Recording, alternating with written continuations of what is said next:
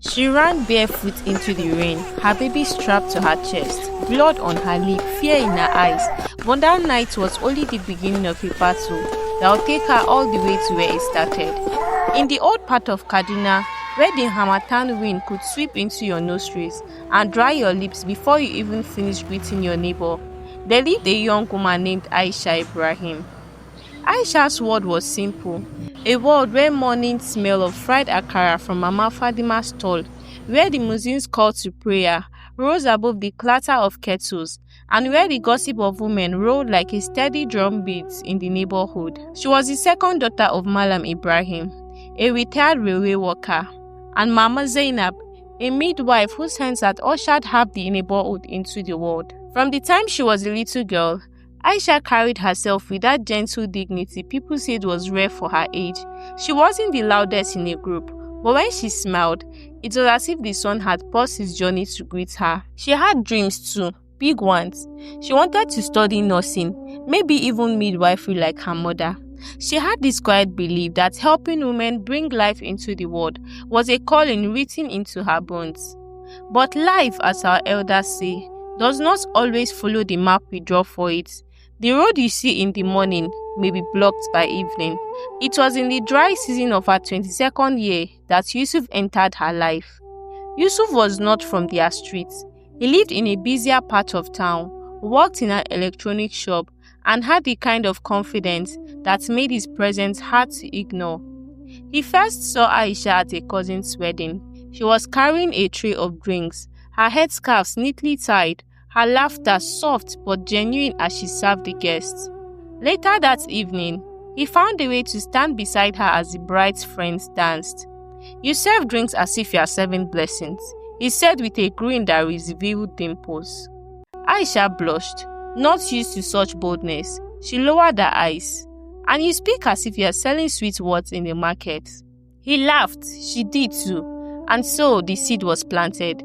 In the weeks that followed, Yusuf began to appear in small ways. A greeting passed through her younger brother. A bag of fruit sent just to greet your parents. He visited with his uncle to speak to her father.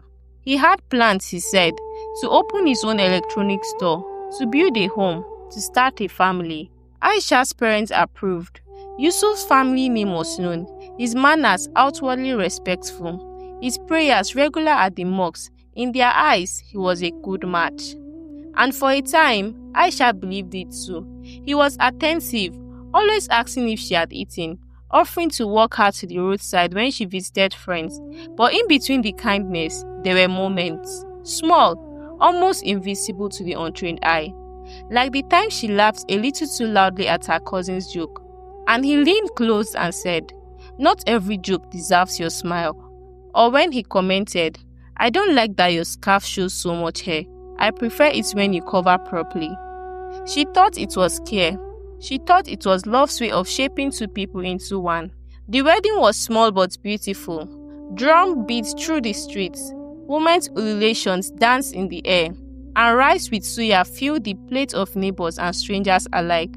Aisha wore white, her hands decorated in henna so intricate, it looked like it had been woven by angels. Yusuf was handsome in his agbada, smiling widely as he received guests. People said, "A good man has found a good woman. May their home be filled with peace." But peace, my friend, is not guaranteed by prayers alone. Sometimes peace must be protected, and sometimes it must be fought for. The first time it happened, it wasn't even a slap. It was a grip, a strong, sharp grip on her wrist. She had come home from visiting her mother a little later than planned. Yusuf was waiting at the door. His face was calm, but his voice had an edge. "Where have you been?" "I told you, at Mama's." "Don't lie to me, Aisha." Before she could finish, his hand closed around her wrist, like an iron shackle. It was not loud, it was not dramatic, but the pressure was enough to make her heart pound. He released her, told her to go and prepare his food, and that was the end of it. Aisha told herself it was just worry. She told herself it is normal for a husband to be concerned. But somewhere in the corners of the room, the walls began to listen. And walls, my dear, never forget what they hear. In the weeks that followed, The small cracks deepened. Yusuf began questioning where she went, who she spoke to, and what she wore. When she laughed on the phone with her cousin, he would ask to see the messages afterward. Neighbors noticed her smiles were shorter, her steps quicker, but in our part of the world, people rarely ask questions when it comes to what happens between a man and his wife. The ear that listens to the quarrels of husband and wife will one day hear an insult meant for strangers, they say. So they kept silent. At night, when Yusuf was asleep, Aisha would lie awake staring at the ceiling. She thought about her dreams of nursing, of wearing the creep's white uniform, of hearing the cry of newborns. She thought about her mother's gentle advice: be patient in marriage, but never lose yourself. But she didn't know yet what losing herself would feel like. She didn't know that silence could grow so loud it would feel like it was pressing against her chest. And she certainly didn't know that this was only the beginning. It began slowly, so slowly that if you weren't paying attention, you might think it was just a man protecting his wife. At first, Yusuf started deciding what she should wear whenever they went out. "This one covers you well," he would say, handing her a plain doll wrapper. The bright Ankara fabric she loved began to gather dust in the corner of her wardrobe. Then he started insisting she didn't need to visit her friends so often. "What business do you have there every week?" he would ask. "You are married now. You have a home to look after." When she protested, his voice would turn cold. "You think being my wife means living like you are still in your father's house?" Little by little, her words shrank. The tailoring she used to enjoy at her mother's shop, the laughter with her friends, the visit to the market on her own, all replaced by the four walls of Yusuf's compound. The day it happened, the air was heavy with the smell of coming rain. Aisha had cooked Yusuf's favorite tuwo shinkafa with me and taushe and was waiting for him to return from the shop. When he walked in, his face was dark. He dropped his bag on the chair and said, "Who was that man you were talking to by the roadside?" Aisha was confused. "What man?" "The tall one in a blue kaftan. Don't pretend you don't know." Realization struck. "You mean Malam Musa? He's my father's old friend." He asked after Mama. Yusuf's jaw tightened. "You think I'm a fool?" Before she could answer, the slap landed. It was quick, sharp, and hot against her cheek. Her vision blurred for a second. The room was silent except for her shallow breathing. Yusuf sat down and began eating as if nothing had happened. She touched her face, feeling the heat beneath her palm. In her chest, something small and fragile cracked. From that day, Yusuf began keeping her phone at night. "I don't want you chatting with people while I'm sleeping," he said. He stopped giving her transport money unless she told him exactly where she was going, and sometimes he would send his younger brother to escort her. When her mother fell ill, she asked to visit. He allowed her, but only for an hour, and only if she went with his sister. One evening, she overheard him telling a friend on the phone, "A woman is like a goat. If you let her roam too far, she will forget where home is." Those words burrowed into her like thorns. Neighbors noticed bruises on her arm, hidden under long sleeves in the heat. The way she kept her gaze on the ground when walking past the men sitting under the mango tree. But in this part of Kaduna, people say, when husband and wife close their door, even the Almighty leaves them to settle their matter. And so the silence grew heavier. Aisha began moving through the house like a shadow. She cooked before he asked, kept the compound spotless, avoided saying anything that might be wrong. But no matter how careful she was, the outburst came. Sometimes, it was a plate slammed on the table because the soup was too salty. Other times, it was a kick to the stool beside her because she was too slow to bring water. Her heart lived in her throat. One night, after Yusuf had gone to bed, Aisha sat in the dim light of the sitting room with a notebook. She began writing down the dates of every slap, every insult, every bruise. She didn't know exactly why. Maybe to remind herself that it wasn't her imagination, maybe for the day she might need proof. She kept the notebook hidden inside the lining of an old bag she no longer used. The act was small, almost nothing, but it was the first thing she had done for herself in a long time. By the third month of marriage, Aisha no longer recognized herself in the mirror. Her eyes, once bright, were dull. Her smile was an echo. And Yusuf, the man who once spoke to her as if she were a blessing, now spoke to her as if she were a burden. The night that would change everything forever was approaching. And when it came, the walls that had been listening all along would finally hear the sound of a scream. By now, Aisha had given birth to their first child, a baby girl named Zara. To Aisha, Zara's cries were like a drumbeat of life, a reminder that she had a reason to keep breathing. To Yusuf, they were noise. One humid evening in August, rain drummed softly on the zinc roof, while Zara whimpered in Aisha's arms. Yusuf had been in a foul mood since afternoon, pacing like a lion whose meat had been taken away. "Make her stop crying," he barked from the sitting room. "She's just hungry," Aisha replied, gently rocking the baby. But Yusuf stormed into the bedroom, his shadow falling across them like an eclipse. "You think I don't know how to keep my own house quiet?" he hissed. Before she could move, he grabbed Zara by the blanket and yanked her from Aisha's arms, tossing her onto the bed. Aisha's heart stopped. "Are you mad? She's just a baby." Her words lit a fire in him. His palm slammed across her cheek, then another blow, then his hands were on her neck, squeezing. The world narrowed to the crushing pressure, the taste of iron in her mouth, and the desperate sound of Zara's cry somewhere far away. She clawed at his wrists, gasping, "Please, Yusuf, stop."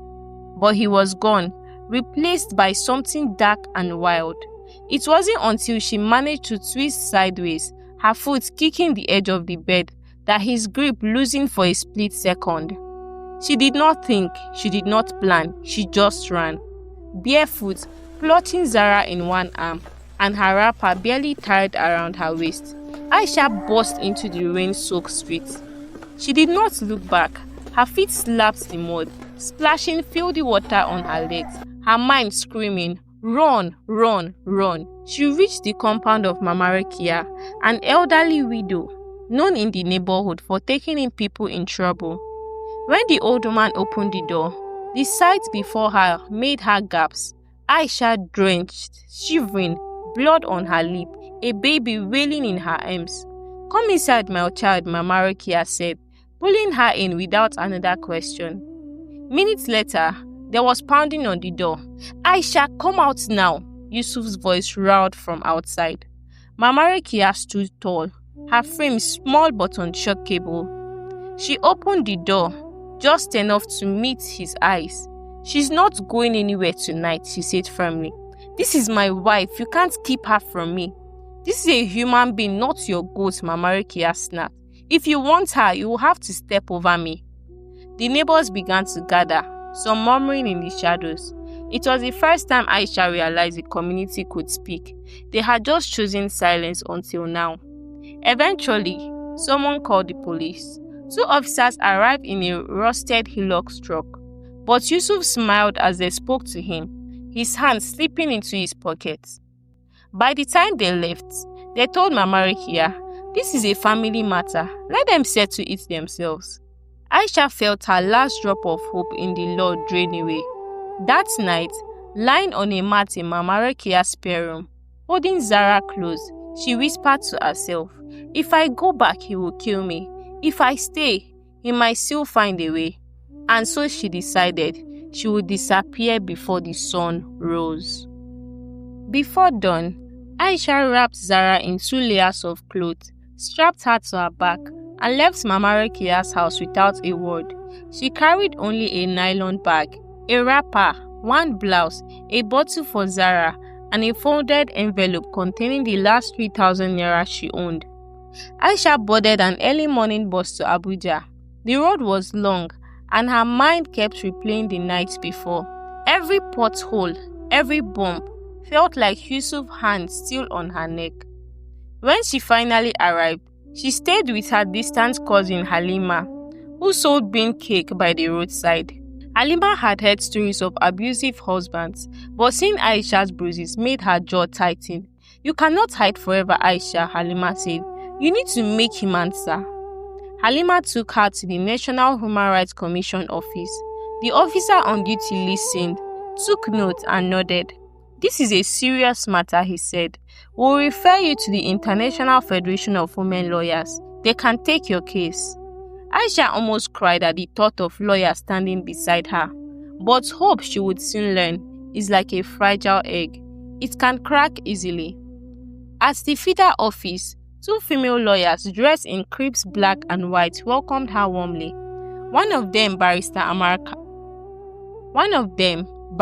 Amaka, promised, "We will file for a restraining order and also press charges under the Violence Against Persons Prohibition Act."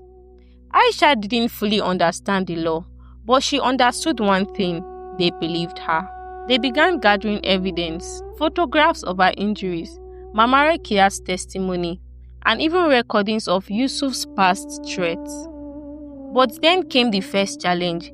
The police back in her town had not written any official report of the incident. Without it, the case was weaker. Still, Barrister Amaka said, "We will fight, even if the snake hides in the grass, the hole will find it." Months passed before the case finally came to court. The Abuja High Court was packed. Journalists, curious neighbors, and members of women's group filled the benches. Some came for gossip, others came for justice. Yusuf sat at the defendant's table, his agbada crisp and his lawyer's confidence like armor. He smirked when he saw Aisha, as if to remind her, "You will always belong to me." But today, Aisha wasn't the trembling wife who once hid behind shadows. She adjusted her veil, held Zara's small hand and whispered, "We are free already, my daughter. This is only the proof." The prosecution called Mama Rekia as the first witness. She stood, small and frail, but her voice was strong. "I saw it with my own eyes," she told the judge. "Many nights she ran to my compound, bleeding, weeping. I begged her to leave, but she feared shame." Yusuf's lawyer rose sharply. "Madam, are you not just repeating rumors? You never lived in their house." Mama Rekia's eyes flashed. "Rumor does not give a woman swollen eyes and broken bones. I saw what I saw." The courtroom murmured, and the judge nodded for silence. Next came Dr. Ibrahim, who had once treated Aisha after Yusuf's violent attack. He held up medical reports with photographs of bruises, fractures, and strangulation marks. "Are you saying these injuries were no accidents?" the defense pressed. The doctor replied firmly, "These are not the wounds of falling downstairs. They are the wounds of fists and kicks. They are the wounds of violence." At last, Aisha was called. The courtroom grew still as she walked the witness stand. Even Yusuf leaned forward. He smirked thinner now. "Aisha," the prosecutor said gently, "tell the court your story." And she did. Every slap, every choke, every time he locked her into the room, until her voice cracked from screaming. She spoke of Zara's tears, of Mama Rekia's comfort, of nights when she wished death would come quickly. Her voice shook at first, but as she went on, it grew steadier. By the time she finished, even the journalists had lowered their pens in silence. Yusuf's lawyer rose like a hawk, circling prey. "Mrs. Yusuf," he sneered, "is it not true you are making these accusations because you want to disgrace your husband and take his property?" Aisha lifted her chin. "I want no property. I want no disgrace. I want freedom. I want safety. I want life." Her words cut through the room like a blade. The murmurs grew into a wave of whispers. Yusuf slammed his feet on the table, shouting, "She lies. She was my wife. A man can discipline his wife. That is our culture." The judge's gavel cracked. "Order! This court recognizes no culture that permits cruelty. Sit down." After hours of testimonies and arguments, the judge's face remained unreadable. At last, she spoke. "This court has seen the evidence, heard the cries, read the reports. Marriage is not a license to kill. Discipline is not an excuse for abuse. Domestic violence is not culture, it is crime. And crime will not be hidden under the veil of silence." She turned to Yusuf. "You are hereby ordered by this court to stay away from your wife Aisha and your daughter Zara. You are forbidden from approaching them, contacting them, or interfering with their lives in any way. The gavel fell. Aisha gasped, covering her mouth. Tears flooded her face, but this time they were tears of triumph. Mama Rekia embraced her. Madam Grace lifted Zara high in the air. Yusuf was dragged away, shouting curses that no longer mattered. For the first time, Aisha felt the weight on her chest lift. She was not just a survivor, she was a victor. Weeks later, she returned to her village. This time, she did not bow her head. She spoke to the women in the courtyard. "My sisters," she said, "silence is a chain. Break it. If you're being hurt, speak. If your neighbor is suffering, stand with her. The snake that is not killed will return to bite again." Some women cried. Some looked away in shame. But a few stood taller, as if a spark had been lit inside them. That night, as Zara slept beside her, Aisha whispered, "My daughter, may you never fear your own home. May you never think silence is safety. Speak, always speak. The world will hear." Dear listeners, Aisha's voice broke chains, not only for herself, but for many others. If this story touched you, please help us grow this channel by sharing this video, giving it a thumbs up, and leaving a comment below. And don't forget to hit the subscribe button so more people can discover stories like this.